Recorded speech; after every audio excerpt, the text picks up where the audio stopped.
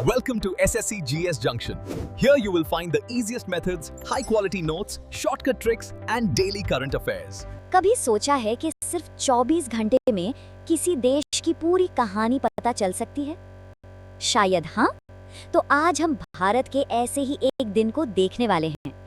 एक ऐसा दिन जो उसकी रफ्तार, उसकी सोच और उसके दिल की धड़कन को दिखाता है। हमारी कहानी शुरू होती है इस एक नंबर से, 8.2%। अब देखने में ये सिर्फ एक नंबर लग सकता है, लेकिन यकीन मानिए ये उस इंजन की आवाज है जो भारत को तेजी से आगे बढ़ा रहा है। हाँ, तो यही वो सवाल है जो सब जानना चाहते हैं कि आखिर ये 8.2% का आंकड़ा भारत के इकोनॉमिक इंजन के बारे में क्या खुलासा करता है। चलिए इसी सवाल के साथ अपनी बात को आगे बढ़ाते हैं। देखिए, किसी भी देश की तरक्की की कहानी जो है ना, वो उसकी इकोनॉमी से ही शुरू होती है। और इस वक्त भारत की इकोनॉमी वो सिर्फ मजबूत नहीं है, बल्कि दुनिया के लिए एक मिसाल बनती जा रही है। जरा इन आंकड़ों पर गौर कीजिए।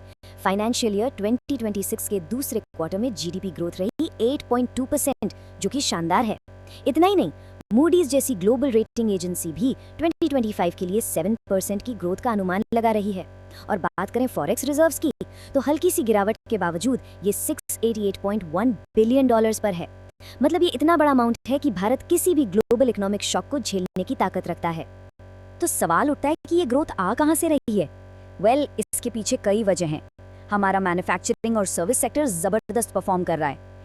देश के अंदर ही डिमांड बहुत मजबूत है, और इस सब में आग में घी का काम कर रहा है बढ़ता हुआ फॉरेन इन्वेस्टमेंट और हमारी अपनी डिजिटल इकोनॉमी। देखिए, ये जो इकोनॉमिक नंबर्स है ना, ये सिर्फ देश के अंदर की कहानी नहीं बताते। यही नंबर्स ग्लोबल स्टेज पर भारत की बढ़ती ताकत का बेस बनते हैं। और ग्लोबल स्टेज पर हो भी बहुत कुछ रहा है। एक तरफ देखिए चीन को। चीन ने अपना आर्कटिक एक्सप्रेस खोल दिया है। ये एक नया समुद्री रास्ता है जो सीधे नॉर्दर्न सी रूट से होकर जाता है। इसका मतलब यूरोप तक पहुंचने का टाइम सीधा 40% कम। ये एक बहुत बड़ा स्ट्रेटेजिक मूव है जो ट्रेड के सारे नियम बदल सकता है। तो अब चीन के इस मूव का जवाब भारत कैसे दे रहा है?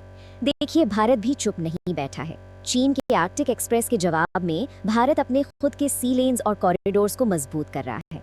इसमें चाबहार पोर्ट और India middle east Europe economic corridor यानी IMEC जैसे प्रोजेक्ट्स शामिल हैं। मकसद साफ है, ग्लोबल ट्रेड में अपनी जगह बनाए रखना। और भारत के इस बढ़ते दबदबे का सबूत भी है। लोवी इंस्टीट्यूट का जो 2025 एशिया पावर इंडेक्स आया है, उसमें भारत तीसरे नंबर पर है। पहले पर अमेरिका, दूसरे पर चीन और फिर भारत। और ये रैंकिंग सिर्फ किसी एक चीज पर नहीं है, ये भारत की डिफेंस कैपेबिलिटी, इकोनॉमिक असर और स्ट्रेटेजिक रिश्तों सबको मिलाकर बनती है। ये जो स्ट्रेटेजिक पार्टनरशिप की बात हम कर रहे हैं, ये सिर्फ कागजों पर नहीं है, असल में भी बहुत कुछ हो रहा है। रूस के साथ डिफेंस और एनर्जी टाइज को और गहरा करने के लिए 23rd एनुअल समिट की प्लानिंग चल रही है।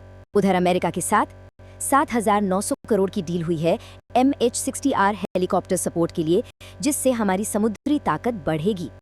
और इतना ही नहीं, इंडियन आर्मी ने इंडो पैसिफिक स्ट्रैटेजी पर चाणक्य डिफेंस डायलॉग भी होस्ट किया। तो ये तो हुई बाहर की दुनिया की बात, लेकिन भारत अपने अंदर भी भविष्य को एक नई शक्ल दे रहा है। चलिए अब जरा देश के अंदर इनोवेशन और टेक्नोलॉजी की दुनिया में झांकते हैं। सबसे पहले बात करते हैं हेल्थ केयर की। यहाँ एक कमाल की चीज हुई है। इंडियन साइंटिस्ट्स ने ऑन्कोमार्क नाम का एक AI टूल बनाया है। अब ये करता क्या है? सिंपल है। पहले ये एक टिश्यू सैंपल को स्कैन करता है, फिर AI मतलब डीप लर्निंग एल्गोरिथम ट्यूमर के पैटर्न को एनालाइज करता है, और आखिर में 90% से ज्यादा की एक्यूरेसी के साथ ये बता देता है कि प्रॉब्लम क्या है।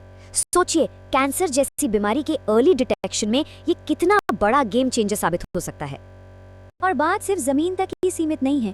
भारत अब आसमान में भी नई उड़ानें भर रहा है।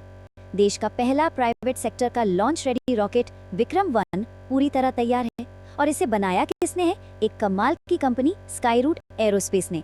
और इस पूरी इंडस्ट्री को सपोर्ट करने के लिए स्पेस रिसर्च और स्टार्टअप्स का एक नया हब भी खुल गया है, इन्फिनिटी कैंपस।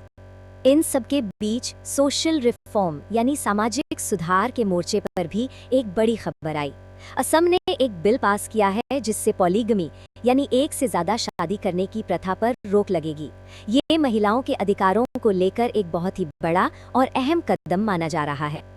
तो हमने इकोनॉमी की बात की, टेक्नोलॉजी की बात की, अब थोड़ा देश के दिल की बात करते हैं, यानी कल्चर, आर्ट्स और स्पोर्ट्स, जो असल में किसी भी देश की धड़कन होते हैं। इसी दिन इंटरनेशनल जैगुआर डे भी था, और ये दिन हमें एक ज़रूरी बात याद दिलाता है कि तरक्की का मतलब सिर्फ बिल्डिंग्स और रॉकेट्स बनाना नहीं है, बल्कि अपने पर्यावरण और अपने जानवरों को बचाना भी है।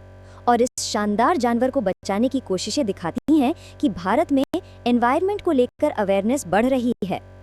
अच्छा, उस दिन कल्चर और कॉमर्स की दुनिया में और भी बहुत कुछ हुआ। फटाफट एक नज़र डालते हैं। गोवा में भगवान राम की 77 फीट ऊंची मूर्ति का अनावरण हुआ। क्रिकेट की दुनिया से जय शाह को इंडियन ऑफ द ईयर 2025 चुना गया। केमिकोरा ये पहली इंडियन रम बनी जिसने global brand of the year का अवार्ड जीता, और Asian paints Indian cricket team का ऑफिशियल कलर पार्टनर बन गया। और स्पोर्ट्स की दुनिया में जैसा कि अक्सर होता है, खुशी और गम दोनों थे। एक तरफ जियोवाना डी सिक्वेरा ने वर्ल्ड जिजित्सु चैंपियनशिप में ब्रॉन्ज मेडल जीतकर देश को गर्व महसूस कराया, तो वहीं दूसरी तरफ इंडियन क्रिकेट टीम को साउथ अफ्रीका के खिलाफ 408 रनों से एक बड़ी हार झेलनी पड़ी, जो टेस्ट क्रिकेट में हमारी सबसे बड़ी हार में से एक है। और आखिर में कला की दुनिया से एक दुखद खबर। लेजेंडरी भरतनाट्यम डांसर और पद्म भूषण से सम्मानित कुमारी कमला जी हमारे बीच नहीं रहीं। उन्होंने अपनी पूरी जिंदगी भरतनाट्यम को दे दी। तो जब हम इन सारी अलग अलग घटनाओं को एक साथ जोड़कर देखते हैं ना, तो एक बहुत ही दिलचस्प तस्वीर सामने आती है। तो हमने क्या देखा? एक तरफ इकोनॉमिक ग्रोथ है, ग्लोबल स्ट्रैटेजी है, तो दूसरी तरफ टेक्नोलॉजी में लंबी छलांगे हैं, सामाजिक सुधार हैं, और कल्चर में जीत भी है और हार भी। ये एक दिन की झलक हमें दिखाती है कि भारत एक ऐसा देश है जो कॉम्प्लेक्स है, डायनामिक है, और जिसकी रफ्तार कभी नहीं रुकती। ये तो सिर्फ एक दिन की कहानी थी। जरा सोचिए, आने वाला कर क्या नई कहानियां लेकर आएगा।